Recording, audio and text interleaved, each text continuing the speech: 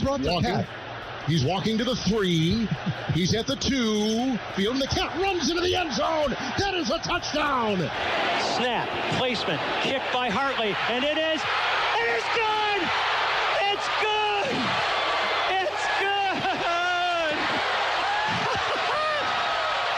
Pigs have flown. Hell is frozen over. The Saints are on their way to the Super Bowl. Yeah, we might need to cut that clip. That's not happening soon.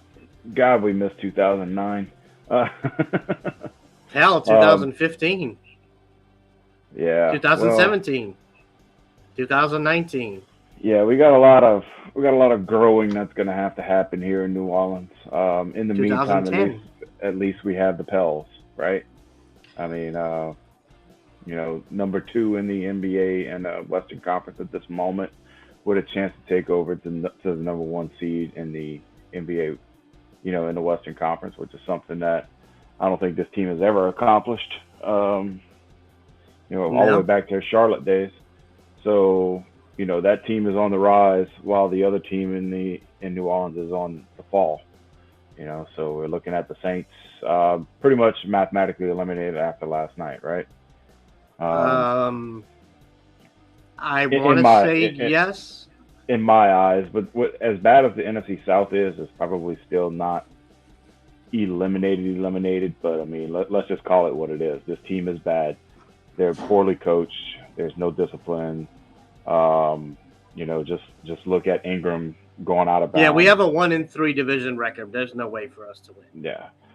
Well, we can still finish out 3-3 in the division. Anything can happen, but right. Like I said, but we're 3-6 conference. Like so I that's said, just not gonna. It's no good. It's not the year. I mean, like I said, poorly coached. Look at Ingram going out with 1 yard left to go to get the first down, which if he'd have got that first down would have put us in position to run the clock out at least a lot more to where they wouldn't have been able to score 14 points in 3 minutes and win the game. Just bad. I mean, just bad game all the way around. Several trips to the red zone, unable to punch it into the end zone, which is why we only had 16 points when we should have had easily 30. I mean, you're going down the field, the defense gets you 2 turnovers. Offense does absolutely nothing with them. I mean, the opportunities were there, and just poor play calling, poor coaching, and poor execution on the offensive side of the ball is why we are where we are. I mean, look at last week with San Francisco, and this week again. It's the defense is keeping us in the game, and the offense can't pull it off. So, yeah, I'm at a loss for the Saints this season. Let's just call it what it is, and it doesn't get any better. Yeah, it just doesn't get any better because I mean, you go into the offseason with no first-round draft pick. We gave that to the Eagles, and we're going to be in cap hell again, right? Because we paid all these, Tyrann Mathieu and Jarvis Landry. We paid all this money for these guys. We still got Mike Thomas's contract we have to deal with, everything like that. And now we gave up our first-round pick, which is a high pick now. Yeah. We're going to be a top 10 pick. It's probably top 5, and we don't get to, benefit from that. It's just it's poor execution from the Saints organization from the top all the way down. And you and I talked today, and I think it's time for us just to move completely away from the Sean Payton era. I think you got to get rid of Dennis Allen. You got to get rid of Pete Carmichael. Send the whole coaching staff packing, and I think it's just time to move on. You and I both agreed we liked the Dennis Allen pick because we thought it would be. This is one of the best defensive coaches in the NFL. You would keep the normalcy, but that's not good enough anymore. That hasn't translated. Yeah, and it's just with not the good enough offense's anymore. Stagnation, and Pete Carmichael is he's got to go. He should have gone. But it comes down to with Dennis Allen being the head coach, he can't be the head coach and the defensive coordinator. He hasn't figured out a way to make that happen. like other coaches do it, but he hasn't figured out a way to make that happen. He wants to coach the defense, but he's not making any good coaching decisions on the opposite side of the ball. You know, he's not doing the right things there where he should be stepping in and be like, all right, Pete, you suck, you're fired. You know, let's get somebody else in here who can do the job. Or, hey, Pete, how about we not throw the ball 3rd and 1 when we can just give it to Taysom and he can get 2 yards. You know, I mean, or not Kamara because he wasn't worth a shit last night. But, you know, you can give it to one of our other running backs, David Johnson, who you signed, could have got you a yard. Ingram with his injury should have been able to get you a yard if he wouldn't have went out of bounds. But I mean, there's other ways to do it. Line up Andy Dalton under center and just push his ass through. I mean, yeah. I'd rather take a chance and miss it that way because at least the clock is still running. They got to burn that last time out, and then you have other things in place. And it was just that, you know, that goes down to the coaching thing, which we talked about, and this team is just not coached properly. No, and it's just. It's never been Dennis Allen's team. He never took it over. No, and no one acknowledges that. Everyone still says, you know, it's the remnants of Sean Payton. It's still Sean Payton, and everyone talks about Sean Payton. Guys, he's gone. You know, I mean, he's not coming back to us. I mean, look, we've had this in Louisiana already, right? When Coach O came in, he had to get rid of all the Les Miles stuff, right? Took him a couple of years, goes to the national title, has the greatest college football season ever. Okay, ever. Yeah. I don't want to hear shit about Georgia this year. No, I don't want to hear. I'm talking about Georgia. I'm not talking about Georgia. There's Alabama. I don't want to hear. There's a Miami team from, you know, I don't a while care. back that could be up there. I don't care. Nobody played more games against ranked opponents in the top 10 than that LSU team. No one. I mean, we had 4 games against top 5 opponents in the same season, and that's before you get to the playoffs. All I'm saying is there's an argument for a Miami team that could be up there. That could be ranked. Well, it's a terrible argument. But I don't want to hear it. Okay, whatever. But I mean, now that's not any hometown bias or anything. No brag, just facts. So the same thing goes with what's happening now with Brian Kelly. Right, so you had to cycle through. You had to bring in your guys. You had to do this, and unfortunately, Pete Carmichael is one of Dennis Allen's guys, and so well, he's one of Sean Payton's guys. Exactly, and it falls into it. I mean, and look, we both wanted the continuity because we said it. We were like, oh, we think this is gonna be a great idea. The continuity is gonna be there. The team is already familiar with his play calling. The team's already familiar with Dennis Allen's play calling on the defense, and you know, this could be really a good thing, and you know, we shouldn't lose too much. We both had high hopes going into the season, and we were wrong. I mean, you know, in the worst division in football, we're dead last. Yeah, I mean, that's just bad. You know, in a world with the Lions still being the Lions, we're worse than they are. You know, I mean, the Lions are 5-7, and they're second in the NFC North. Yeah, and I will say this: they pretty much control their own destiny. You know, they get a little winning streak, and they keep on winning, and they're in. They control their own destiny. They're knocking on the wild card door. And I mean, look, it's going to depend on what happens with the Giants. The NFC East plays each other. The NFC East plays each other, so they can knock each other out. You know, it's just like an SEC team. They can knock themselves out, and you can look at it happen in the NFC East. You know, you're starting to see the Packers come together and string a couple wins together. You know, and anything can happen with that division. The biggest flop is what's going on with Jimmy Garoppolo over in San Francisco. You know, he had a Lisfranc injury. You know, he was able to not have a break, but he's still out for like 6 to 8 weeks. He's out for the rest. He's done for the season. Well, it puts him coming back in the playoffs if they even make it there now. You know, because I mean, who do they have? Trey Lance is gone. Trey Lance is on the bench. Jimmy Garoppolo's on the bench. They got Mr. Irrelevant. You know, last pick of the draft is their starting quarterback right now. Yeah. You know, they put a bid in. The Panthers cut Baker Mayfield, cut ties with Mayfield. They put a bid in for him, but the Rams beat him out on the waiver wire, and Baker Mayfield is now a Ram. So, I mean, that happened in the last couple hours, you know. So if you're not paying attention, which, you know, I just had it come across a Twitter feed that Baker Mayfield is now a Ram because Matt Stafford's on IR for the remainder of the season. So, I mean, you've seen a lot of injuries. It has been just such a weird league, such a weird year. You had Lamar Jackson go down this week with a knee, you know. So what's going to happen with the Ravens? I think his injury puts the Bengals primed to take over that division and have another run at another Super Bowl. You know, I mean, they're able, for whatever reason, they match up really well against Kansas City, and they know how to beat them. Yeah. You know, I was very impressed with that.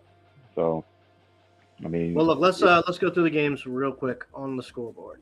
All right. So this is your segment. All right. So you got the Bills beating the Patriots. Expected, but they actually had a pretty good thumping of the Patriots in this one. Steelers eke it out over the Falcons. That was a gut check win. Jeez, wow, what a weird, interesting game.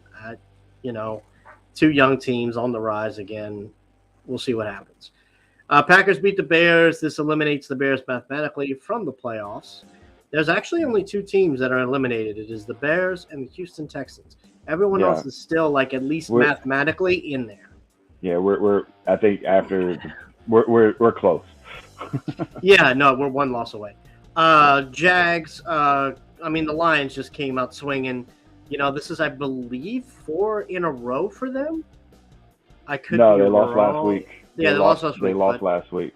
They had 3 in a row. They lost last week, and then they started winning again. Yeah, so 4 out of the last 5, which is awesome. Look, racking up 40 on the Jags. Not a terrible defensive unit, but pretty good. Vikings beating out the Jets. That was a heartbreaker. Oh, my goodness. Robert Saleh couldn't believe what the heck happened at the end of that one. Commanders and Giants tie. Okay. That one was weird because Brian Daboll was trying to win, and it looked like Riverboat Ron was playing for a tie. Like, I didn't understand that. Looking at that game, it's like it was almost like Ron Rivera did not want to win that game. So, you know, Brian Daboll took a long kick at the end, and it just fell short. But it was just a weird overtime situation. Eagles continue to show they're the best team in football, 35-10 over the Titans. Yeah, Titans fired their general manager today after A.J. Brown went off on them. 2 touchdowns, 100-something yards receiving. I would too. That was a trade to the Eagles during the draft. That was a spike it game right there for him. Yeah, I think you and I both looked at each other and were like, "What the hell just happened? What did they do? What? Why?" Yeah, that was just such a crazy thing. Ravens come back and beat a Broncos squad. Russell Wilson. I mean, done isn't the word, man.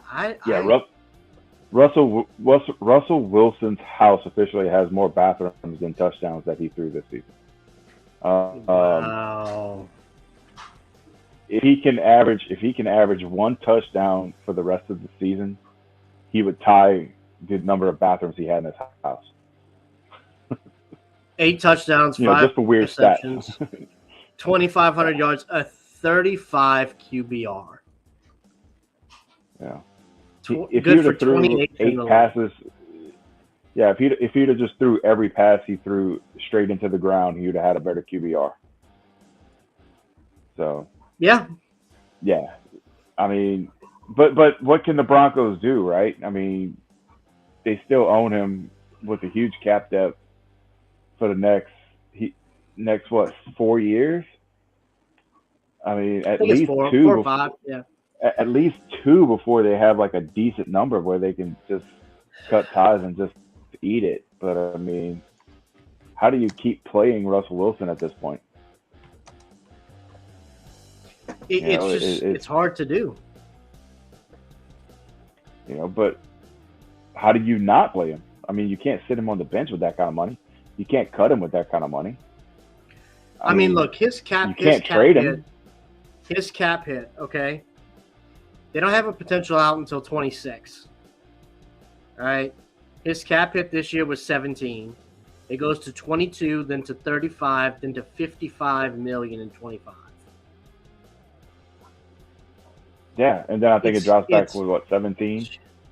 No, it stays in 50s, which is just nuts. The dead cap space doesn't go down to a reasonable level until 26, when it goes to 31 million, and then 12. And that's not a reasonable level. And I say reasonable because it's they're 124. It's 124 million this year, 107 million next year, 85 million the year after, 49 million, 31, 12, 4. They're handcuffed to him until 26. I mean, that's bare minimum. Bare minimum. What can you do? I mean, that no one's gonna take this. Yeah, no one's gonna. And I think this is good for football. Okay, let me explain to you why. Because now with the Deshaun Watson and this contract and this other stuff, right? We'll see how Deshaun Watson plays out this year and next year. But these teams are looking at these cap hits. They're looking at this guaranteed money, and they're saying, holy shit, this is going to screw us hard. I don't think these numbers are going to hold up. I think that you're looking at a real hard cap in the future on quarterback. I don't think you'll see anybody, people will flirt with 50, 55 a year, but you will not see anything cross 60 until that salary cap hits $300 million, which is good. But I think these big guaranteed contracts, they are done. And that's a good thing. They need to be killed. It's going to destroy the league if you start getting max contracts. We talked about this at the beginning of the year. It's horrendous for the competitiveness of the league. I think a big thing is going to be, though, you're looking at these quarterbacks later on in their careers, making these moves. You with Russell Wilson, everyone wanted Aaron Rodgers to move on. You had Tom Brady, who was successful. I mean, I'm not denying it. He was successful in Tampa. Peyton Manning was successful, but you're dealing with Russell Wilson, who, after his injury last season, when he came back off his injury, he was a shell of himself then.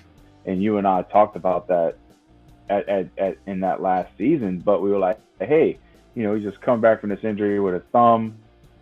Same thing Drew Brees had. Drew Brees was able to play another season after that thumb. And it's just Russell Wilson is not the same guy that he was before. I don't know if he got it sacked out of him or something, but that drive to win and keep going is just not there anymore with him. And he's just towing the company line, Broncos country. Let's ride. But I mean, where are they riding? Getting cussed out on the sidelines, by his own players. Like, it's ridiculous. And look, the Ravens, they toughed it out. He lost. But like I said, though, the Ravens, I mean, yes, they were able to pull it out with their second-string quarterback and win the game, but they were playing the Broncos. I mean, the Broncos have to be mathematically eliminated at this point, right? They're not. They got to be one loss away, I think. There's no way they're more than a loss or two away. I mean, just call it a wrap on them. I mean, I don't see how they could possibly be there. It's just like the Saints. It's not mathematically out, but I mean, it's done. It's over. Well, we're both 3-9. So no, I'm sorry, we're 4-9. They're 3-9. So the Rams are 3-9. And I mean, the Rams are calling it quits too, right? They're done. So I mean, yeah. If I'm Denver, I sit Russell Wilson. I see what else I've got, and I just evaluate my talent from here going out. Like, hey, I'm stuck with Russell Wilson. You bench him. You bench him. I mean, let him. You can't play him, but I mean, you're stuck, and the amount of cap hit he takes has you stuck with such bad players coming to you because you can't afford to pay anybody else with that amount of money. When you're taking a $50 million cap hit, you can't come back from that. There's no one you can sign for that. Yeah, no, let's move on because the Broncos are just done, dude. I don't want to give any more freaking time to them. I am All right, bring your upset little list enough back as up. it is right now. All right, list is back up. All right, Browns beat the Texans. No surprise there. He didn't really. Deshaun Watson's comeback. He didn't Actually, really play big surprise. well. They didn't play worth a damn. Yeah, I mean, I'm not surprised considering how bad he looked in the preseason. He only went 12 for 22 for 131 yards and interception. The top pass catchers were Peoples-Jones, Amari Cooper, and it's ugly. It's ugly. Yeah. And I think of all the again, this goes back to the same problem, right? You paid this dude all this money, and I don't care how much rust you have. If I'm paying you $55 million a year, Well, he's only being paid one this year. I don't give a shit. He gave you $1 million worth of try. He gave me $1 million worth of try. But that's not. He's got a guaranteed contract. He gets that money no matter what. I agree, and we talked about this. Guaranteed contracts are horrible, and they're going to be the death of the modern quarterback. I honestly, what I would like to see for skill positions, right, is base salary, and then commissions for getting the yardage, getting the touchdowns. I mean, think about it. If you pay a quarterback $15-20 million a year, and you say for every touchdown you get $1 million. You can't go that way because you might end up paying somebody like Tom Brady $40 extra million.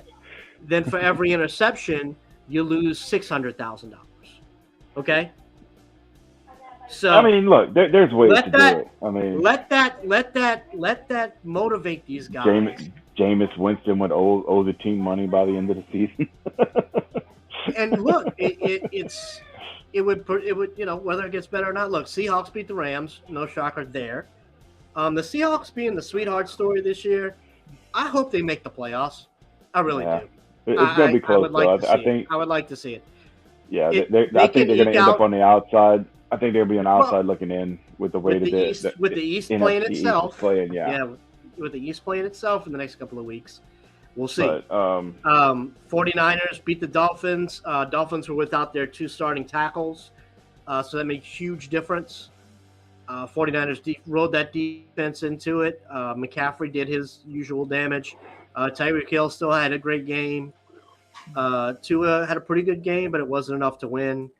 I mean, San Francisco is just they gutted it out. This reminds me a couple of years ago when they just put together that really good team, gutted out, got to the Super Bowl. Yeah.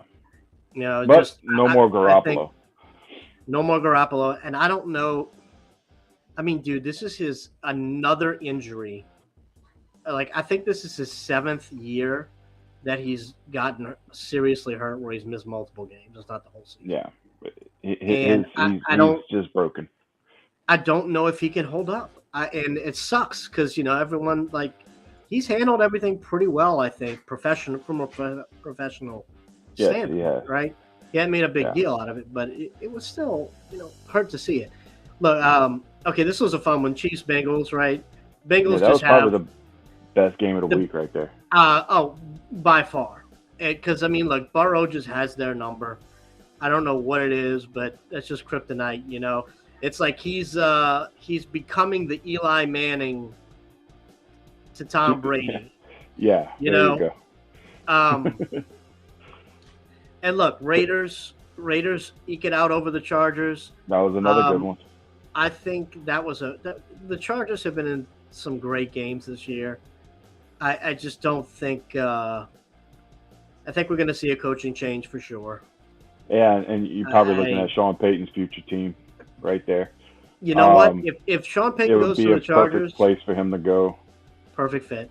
Young team, great quarterback, a lot of potential. I mean, just an amazing set. Kelly and Eckler and Kelly, I should say, are the kind of running back Sean Payton loves. Yeah, I mean, Herbert's the kind of quarterback he loves. Oh, I mean, absolutely. it's just And that then look, team. you got That you, you team got just you got got Sean Payton written all over it. you got a good pass rush. You got a Bosa there on defense. You know, the Chargers are in a really good spot. And with the way the Broncos tanked this year, and then the Raiders have been, not as good either. And that's another place Sean Payton could go. Yeah, I could see him at the Raiders. Yeah, but I Same think cinch. I think the Chargers with having Justin Herbert there for the last 2 years and not being able to pull anything out, not make playoffs, not do whatever. I think they're gonna wrap this up with this coach, and I think that's where you're gonna see Sean Payton there. Yeah.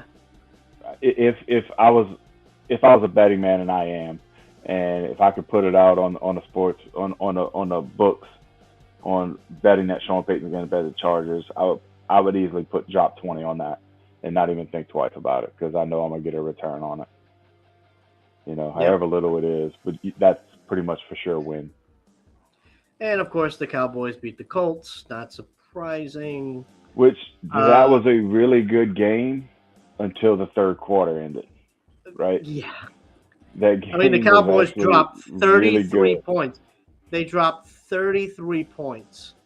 Oh, hold on. Let's do the play-by-play is fun, right? Yeah. That game was actually really good. It goes 19-21 at this point, right? Colts brought it within 2. Okay. Then just boom, just acceleration in the fourth quarter.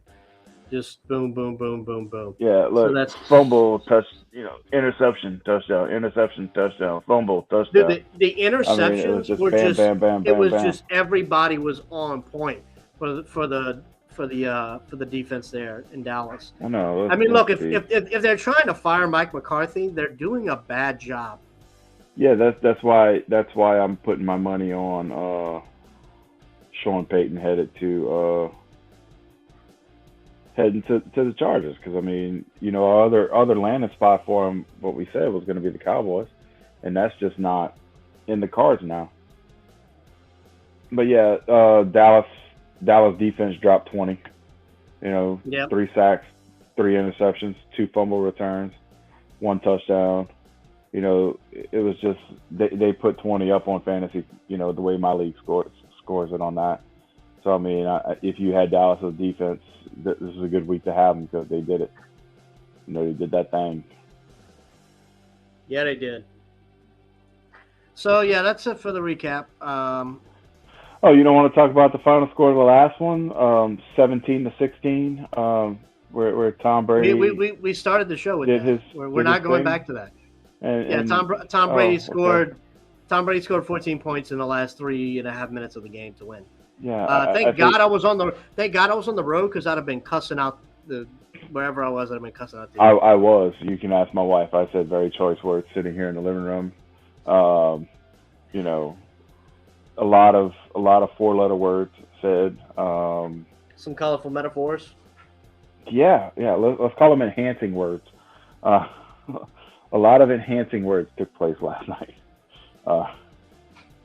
It's just you just get tired of it. Like, I try not to go into the game caring that much, but when you're up at that point and you have 3 minutes left in the game, it's just like, And I think I texted you while you were on the road, and I said that's ball game, and you asked me not to spoil it. I want to say I did that before those 3 minutes happened. I think they scored the first touchdown, and I was like, we just lost. You could just feel it. I knew it was going down that way. But yeah. But let's take a look at the seeding. Bring up the NFC playoff picture. All right. We haven't done this yet. Standings. All right. So in the AFC,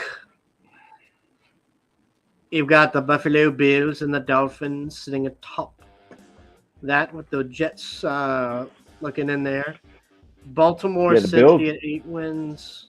The Bills are the new number 1 seed after Kansas City lost yesterday. Correct. Baltimore. So right now in the playoffs, you have Buffalo, Baltimore, Cincinnati, Tennessee, Kansas City. I want to say Miami's in there, and I think the Jets are in the last spot, if I'm not mistaken. 5-3, 6-2. Yeah, Miami's at 6 because they're 6-2 conference wise. Then you've got Cincy and I think the Jets finish out at 7th seed. Is there not a? There we go. There we go. Yeah, I had that right. So Bills, as you can see in 99th place, or the rest. What the hell is this, ESPN? 99th. Yeah, that's their numbers for outside looking in right now. They got that chance, but they need other people to fall out. But yeah, I feel like the only thing you're really going to see change in the AFC is Baltimore falling places, which as of right now would give New England a chance to make a move and bring themselves in. Well, look, Baltimore still has at Steelers, at Browns, and at Bengals left, and the Bengals are their last game of the season. Yeah, but like I said, with no Deshaun Watson, no Lamar Jackson, and look, that's another contract that's like holy hell. Well, no, he doesn't have a contract. Yeah, but I'm saying he was due a contract and didn't sign.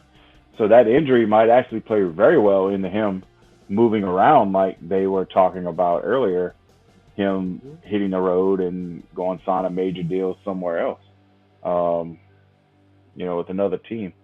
NFC, I think Philly pretty much got this one. I'm not going to say a cruise control situation, but I think 1-2 is going to be Minnesota's killing it. But 1-2 is going to be what you see. I don't think that's going to flip flop and change. I think you're going to see Philly and Minnesota in that 1-2 spot. 49ers, I think you're going to see a tumble from them because of the injury to Jimmy Garoppolo. So do you think them and Seattle trade places? That's the only possible scenario at this point. The Cardinals, you can forget about them. The Rams, that's over. Just too many injuries. But look, then that would move up for Washington and for Detroit to make a run, and possibly even Atlanta to make a run into the. And Green Bay's not out of it, but I don't see them. Look, hey. The fact that Detroit's ahead of them right now is just wow. Yeah, I wouldn't take Green Bay out of it. I just wouldn't. But I would love to see Detroit eke in on that 7th seed. Find a way to make it on that 7th. That tie between the Giants and the Commanders is going to play a weird number on figuring out what's going to happen there. Stupid ties. Yeah, they're always weird. But yeah, you're right. The only two teams that are mathematically eliminated are the Bears and the Texans as of this week. Saints are on bye, so I don't think they can get any worse. So next week they play. How you get fired on your day off? What you stealing boxes? You building a clubhouse? I mean, come on. Hey, how you get fired on your day off, Craig? Oh my goodness. But I can see it. Actually, there's probably a weird scenario where we would be mathematically eliminated in our bye week. Look, it really wouldn't surprise me. Carolina wins, something like that. Somebody does something and the Saints are eliminated. It's very possible they're that bad. So, I mean, like I said, I would say the only saving grace is like, man, at least we get a high draft pick. But, the Eagles are like, man, at least we get a high draft pick.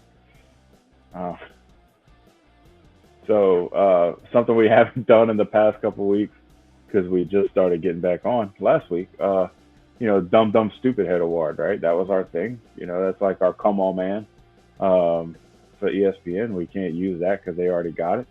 So I give it to the Saints coaching staff for the week. That is my winner of the dumb stupid head award. My winner for this week, actually, it doesn't go to the NFL.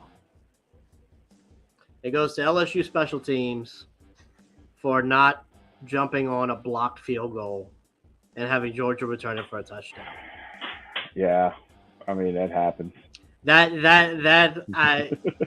Of all the stupid shit, and Stupid that way is to give up a touchdown. Yeah, and that, and then the other turnover right after that. I mean, it just, put the nail in the coffin early for the Tigers.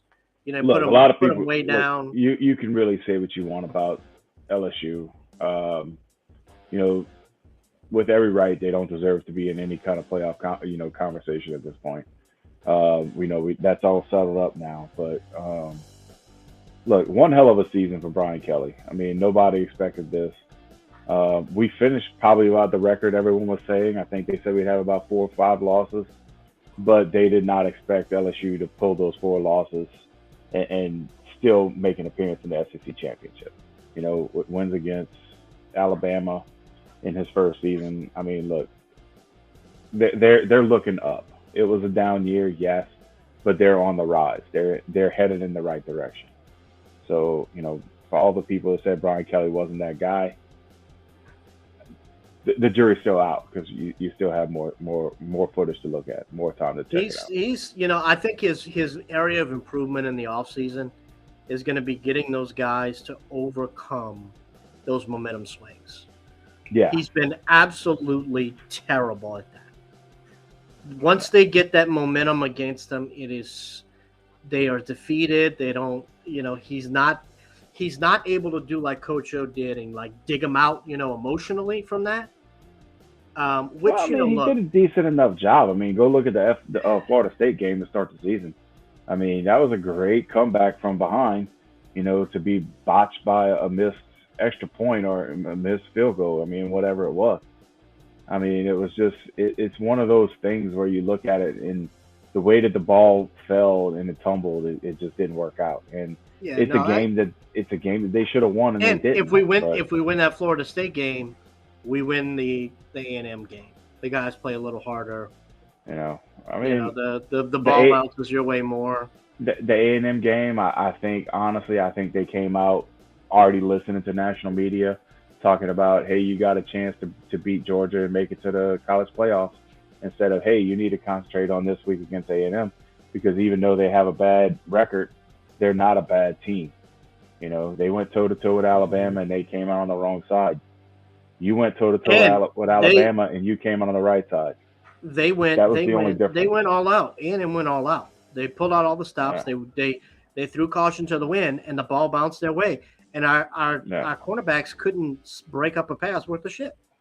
So they got that's more chunk plays I've seen against LSU team than any other time, and that I can recall anytime soon. So I mean, it's just look. Brian Kelly came out and had a way stronger year than I expected from the first couple of games, and myself, I always thought he was the right hire because what he did with Notre Dame and not being able to have, there was a lot of constrictions to players that you can bring into Notre Dame.